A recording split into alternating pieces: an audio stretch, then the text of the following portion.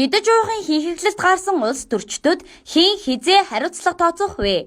Ерөнхий сайд оюун эрдэнэ 8 дугаар сарын улс төрчдийн рейтингээр элтэд илүүрхжээ. Хууль зүйн сайд 3-т орж, эхний 10-ын эхний 3-т энэ хоёр хүн ирэмблэгдсэн байна. Энэ бол хэрэг дээрээ энэ хоёр хүний улс төрч хийж байгаа тэмцлээс үүдгэлтэй эрэгдээс өгсөн үнэлэм чимжээс юм.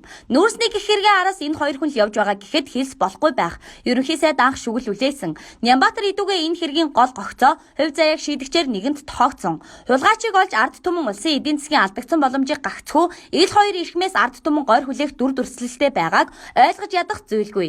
Оюун эрднийг ихээхэн ганцаарддаг эрх ашиг язгуурын үн цэний тэмцэл ингэж хахагдах байдалтай байгаа гэж бичиж байна. Аргагүй юм. Өөрөө нүүрс болоод бусад хулгайгаар үл барьцаалагдах учрал ийм байдалд буй. Энэ байдал дахь тэмцэлт нь Нямбатар л нэмэр болж байгааг ард түмэн мэдэж байгаа учраас үнэлгээг ингэж өндрөөр өгч байгаа хэрэг. Ардын нам оюун эрдэнэ нүүрсний хулгай авилга албан тушаалын хэрэгүүд шувуу ажиллагаа, газрын авилга, шүүхийн шударгасыг нийгмийн шударгаас нь нийцүүлэн шийдвэрлэхгүй бол цаашдаа нийгэмд улс оронд машид хортой. Үүнийг ч ерөнхий сайд оюун эрдэнэ гүн мэдэрч эдгээр чиглэлээр үйл ажиллагаагаа эрчимжүүлж байгаа нь ажиглагдаж байна.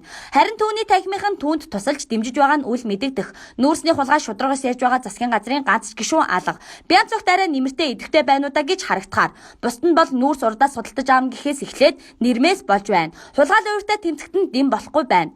Амлалт цэцгмийн сайт твдэж яваа оюун эрдэнэд тэмний төсгөө сайдууд гэж хэдэн сарын өмнө бичиж байв. Тэр байдал одоо ч үргэлжилсээр байна. Ард түмэн хүрээлж шударгаас тогтно биз. Улсаасаа баян сайд нартаач улсын иргэний ихэнх нь уланд хамаарат байгаагийн учир нь 3-аас дээш сонгогдсон олон гишүүнтэй. Тэд нь улсдаа ганц станд барьдаггүй, бариулдаггүй үлгэрийг үргэлж бүх талаар нотдгож байгаагаас л бүх учир зүй уг шалтгаан тод юм.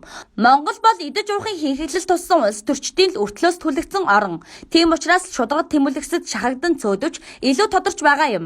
Ерөнхий сайд тэргүүтээ цөөн хідэн хүн энэ нүүрсний хулгай авилгад нэр холбогдсон гишүүд улс төрчдөд хариуцлага тооцох гэхээр тэд бүлэглээд эргээд тэднийг боорлох ацаглах дүр зурагтай байгааг иргэд олон нийт харж байна. Гэхдээ л төрөөс төрсөн тэрбумтнууд эрх мэдлийн хувийн ашиг хонжоонд ашиглагчдад ерөнхий сайд удахгүй хуулийн болон улс төрийн хариуцлага хүлээлгэнэ гэдэгт иргэд олон нийт итгэн сэтгэлээ чилээ харсаар байгаа.